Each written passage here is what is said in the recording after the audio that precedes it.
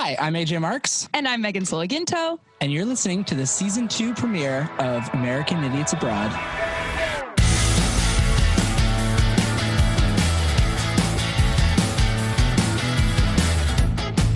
And a little theme music. Can we do it this time? Theme music. Just sing it. I actually don't know what the theme music sounds like anymore. It's your own song. I know, I forget though.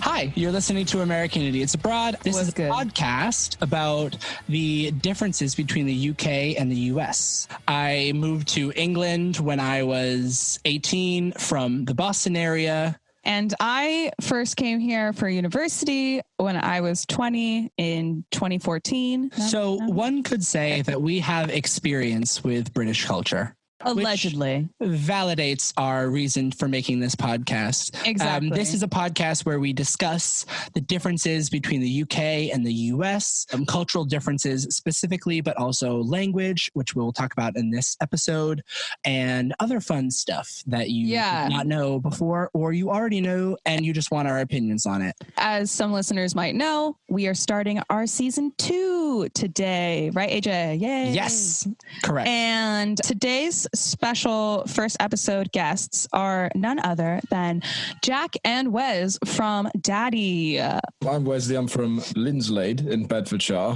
which is like really posh, and I don't really fit in. But you do sound like you don't fit in. So I'm from south of England, in the home counties, darling.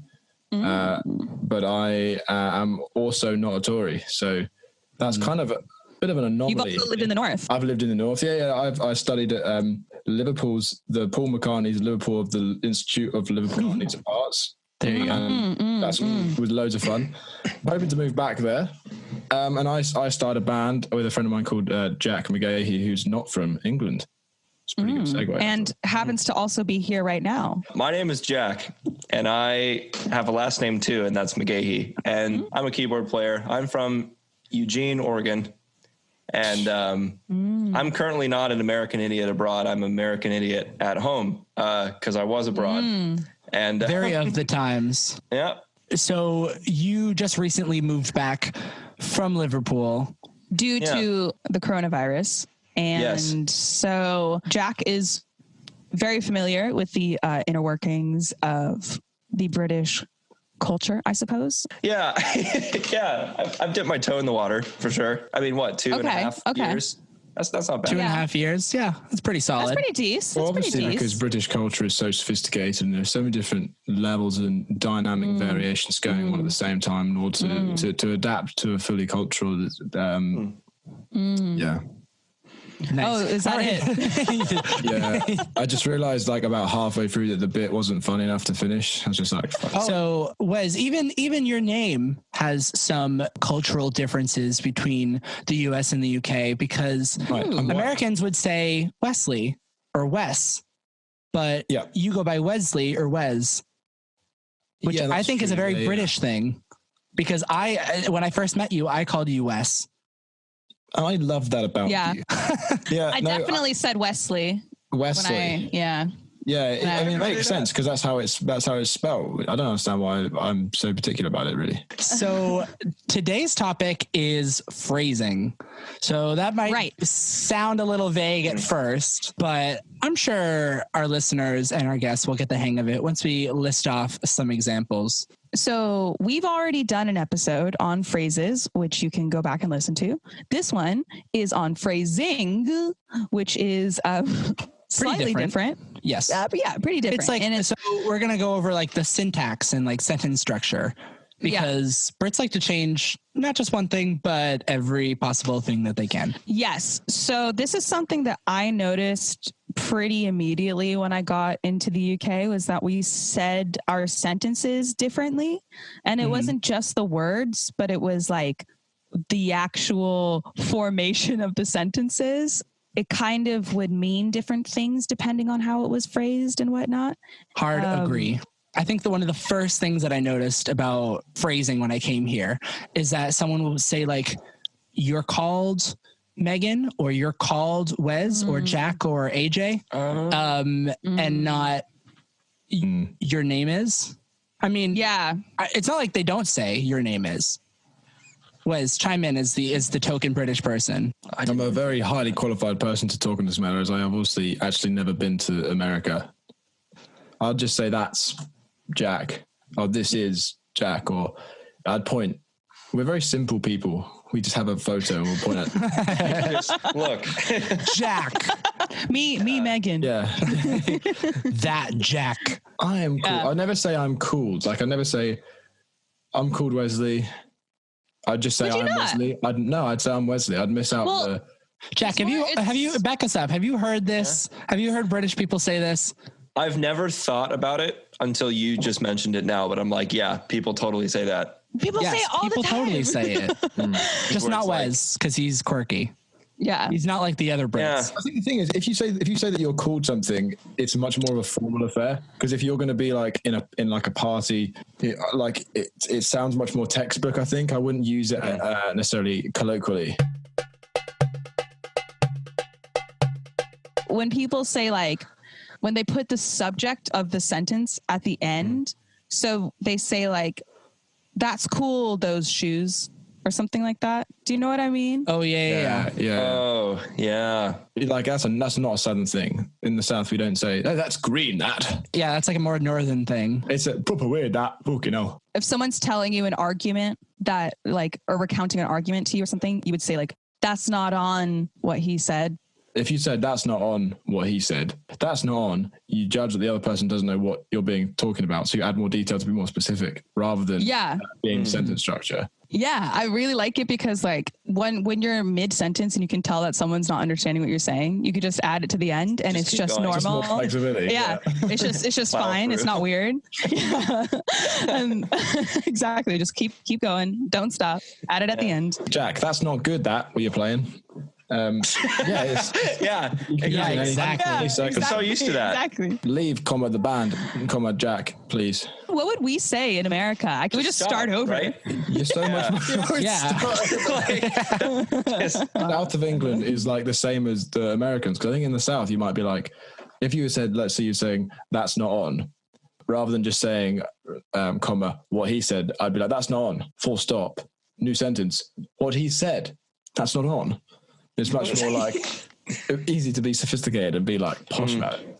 I love your impersonation of a British person. Yeah. Despite being your own British person. Because I do the same thing with Americans. I impersonate, like when I'm doing like an American accent, but I'm already American, so I just shouldn't have to put on an accent separate from my own. I think it's a conscious thing because you're like, I want to separate myself from the group I'm taking a piss off. Something also I think is, just then when I said also, so that's like an American thing to say to or also, not that it's exclusively American, but we say it way more than Brits because you guys say as well. Jack's got me saying also. We rub off on each other. It's weird. For the last 3 years that we've basically lived together, I've noticed that I've started to say stuff like Jack. Because Jack says as well all the time. He's like, and as well. And also too, that's another one he says all the time. So this is something that you've noticed then? Yeah, definitely. Oh yeah, we've noticed that we start saying each other's words. Couple goals. Because like when I come home for like winter break or whatever, people are like, you sound like that guitar player out, Daddy. You sound like that. Well, people are always like, oh, why don't you have an accent? But I'm like, that's not what rubs off on you. It's like the words. Yeah. No, initially it's like you don't want to say you're going to college because people will think you're way younger than you are or whatever. Oh, totally. Yeah. Yeah, uni. totally. And then your brain is just like uni and like and then you say uni and you sound pretentious to Americans. Yeah. Is that pretentious? Because they're like, oh, you think you're so fucking great. You go to uni, you don't go to college. Your trip abroad in the United Kingdom. Wow. It's like, gee whiz. Yeah. I know that earlier, Jack said that he had finished like his last class. That's when I say now. Wes says class all the time. But I don't say class. I say class. So it's like it's really weird because it's like this weird paradox of like, oh, I'm late to class, which just sounds fucking weird. What would you normally have said? My lesson, or more specific, I'm late to my seminar. I'm late to my tutorial. I'm late to my lecture. There's no like word for that's so specific educational stuff. Yeah, it's also weird because you guys wouldn't consider uni school. That was actually the point that I was going to make, was that when the three of us were talking without Wes here, sorry, Wes, we all were just saying school. We all were just saying school freely. And it felt great. And now you feel like you're felt right because I'm here. You fucking ruined school for us. Right. But it's just weird because I'll say, "Oh yeah, I'm still in school," and then it just sounds like I'm like 17 or 18. When yeah, it does. Yeah. It definitely does. Yeah, I wouldn't say that. I wouldn't say I'm still in school. Yeah, it's so weird. Mm-hmm. Anyway, I mean, you're not anymore. So weird. All right, everyone. We're going to just take a really quick break, and we're going to listen to a Daddy track. Do you guys want to maybe talk about what song this is? This is a this is a piece that's pretty close to our hearts. This is obviously Daddy is a jazz trio, and this is our 7th track off the new 16th studio album that we've put out.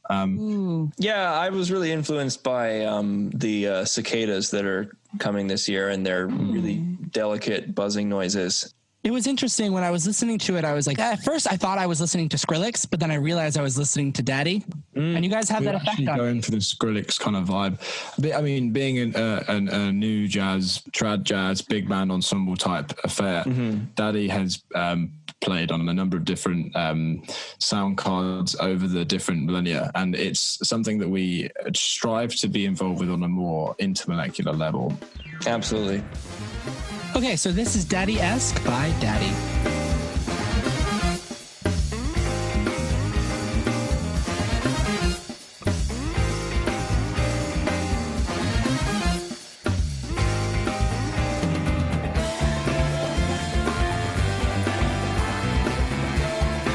Yeah, another weird thing that I found that Brits do is like, they'll say like, could do. Like what would I say that now? Do Americans get confused?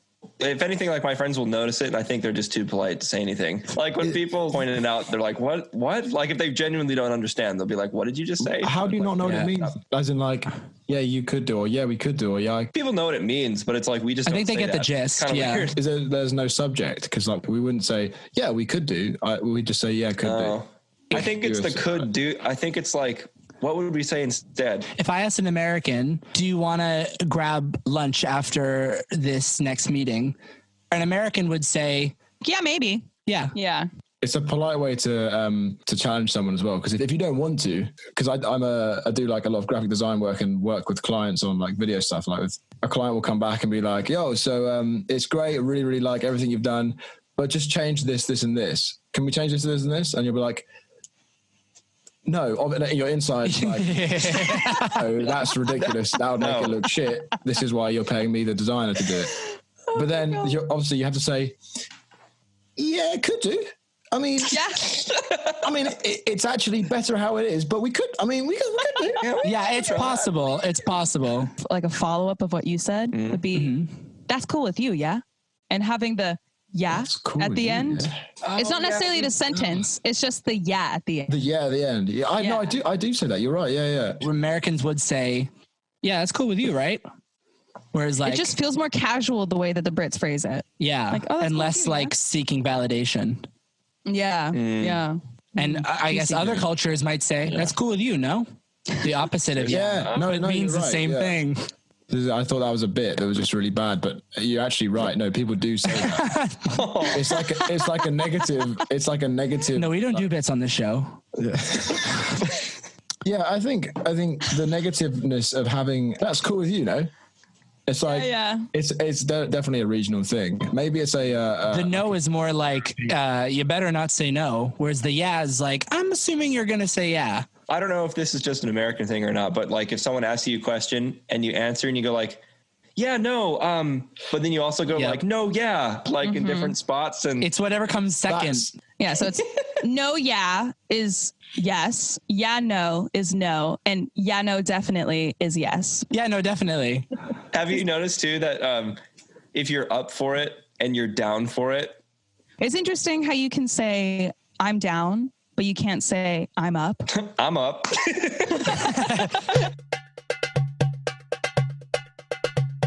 I get sales calls 24/7 on my cell phone all the time. I'm pissed off. Americans, we're hyperbolic, you know. I don't know if this is happening 24/7 to you, But I mean, it's clearly not, because we've been talking to you for the past at least an hour. Is this a sales call? Yes.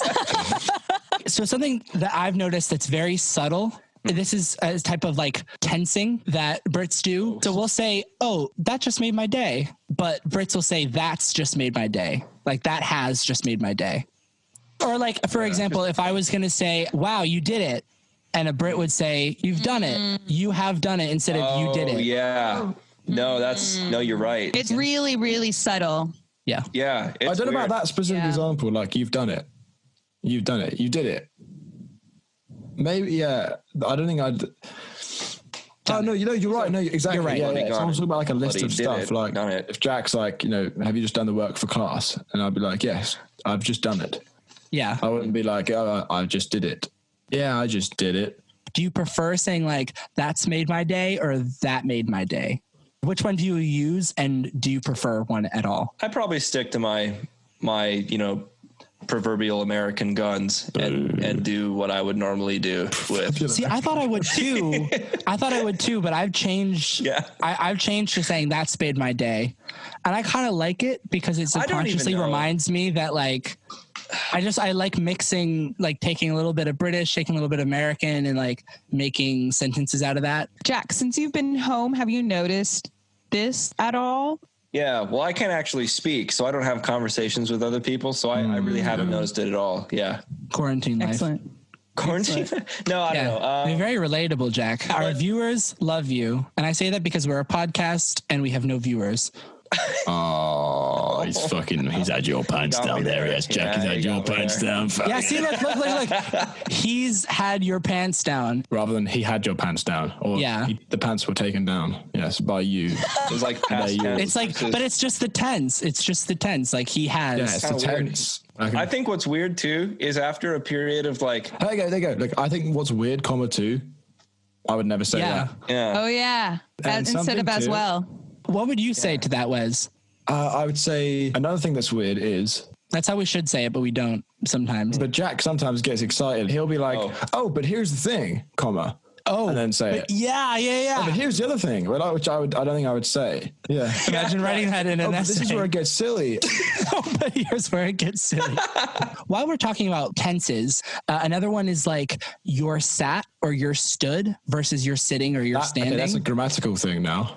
He's sat over there versus like he's sitting over there or he's standing over there. Yeah. No, I've noticed. So this is one that my mum pulls me up on all the time because it's grammatically correct. The only time you can say he stood there is if someone has stood him because it's an active verb rather than a passive verb, whereas sitting is passive. I'll get in trouble in this house, and I'm home now, so I'm actually with my mum, and I'll get in trouble if I say she's just stood over there. Wow, the Southern just jumped out. I'll get in trouble for just saying it incorrectly. I'll only get 2 scones. I'll get reprimanded. I'll only get 2 scones for supper if I don't, use the correct. Despicable. I think we've already talked about this on a podcast, but I want to bring it up because it ties into the like I stood sat thing. Wes, let me know if this is regional. When people say scoot up instead of scoot over in Britain. Okay. Oh, like budge up? Oh, yeah, Meg, this bothers you a lot. Or budge up, yeah. Yeah, we don't say that. We don't say, we don't say scoot. We wouldn't say scoot. But I'd say budge up. And budge over is someone that you don't, it's maybe a proximity thing. So if I don't have like a particularly good, like a super close relationship with someone, you might say, a budge over. Whereas budge up is to me is more endearing and more like you'd say that to your sister if you're like around the dinner table or whatever. Budge over sounds rude. I feel like I'd be more polite to the person I don't know than to someone I do know. Yeah, I don't know. I don't think I've ever said budge over. Yeah, you're right. It is rude. Depends on the tone of voice. Because you said, budge over. It's like, let's just budge along together and budge here and budge there. I have heard British people say scoot up though. Really? I don't know if they're just saying scoot because it's me. I say scooch over. I wouldn't say scoot. I would say scoot. Oh, right. Yeah. Mm-hmm. Yeah. Scooch over. Yeah. Would you say move over or would you say move up? Oh, no. British people say move up as well. The only one that really strikes me as being like super unique to England is the budge one.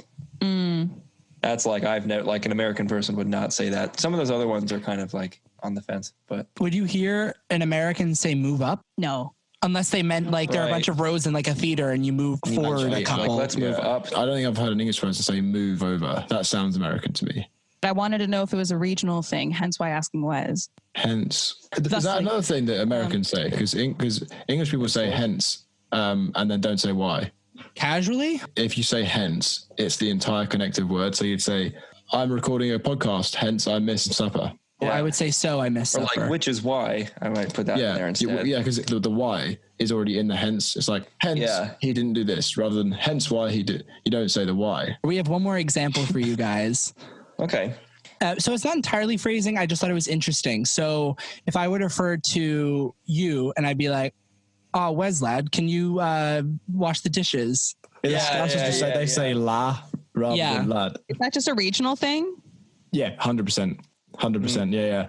I think like a Yorkshire might say lad as a sort of a nice term for someone who's younger than you. Like if like some old, I don't know, sensible Yorkshire farmer is like got his son and he's like, oh, Jim lad, do you mind bloody doing that for like, like because he's like a lad. Whereas like in sort of Scouse slang, it's like more of just a mate term.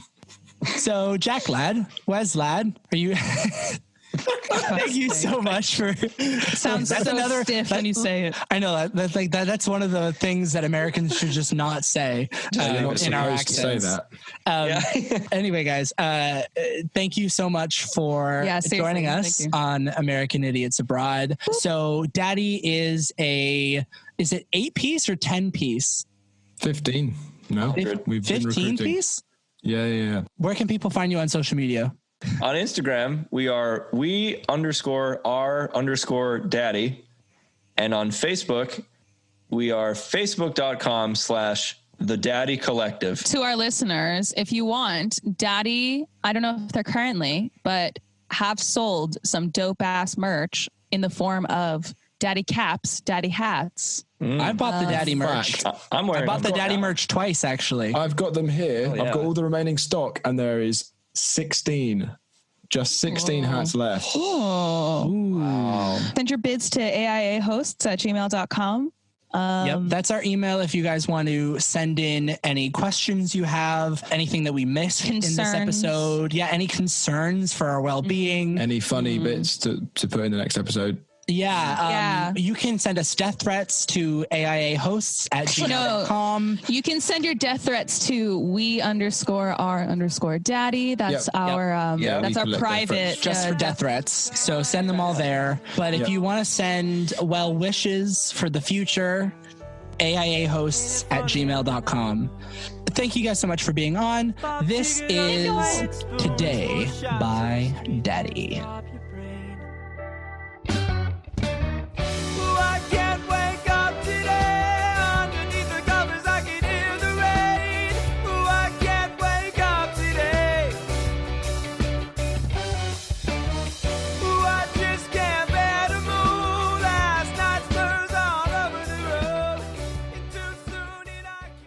I'm on the pod, dude. I'm on the pod. I'm on the pod, bro. I'm on the pod. Bro, I'm on the pod. I'm potting. Podding needs to be. I'm on the potty pod. Dude, do you like pod?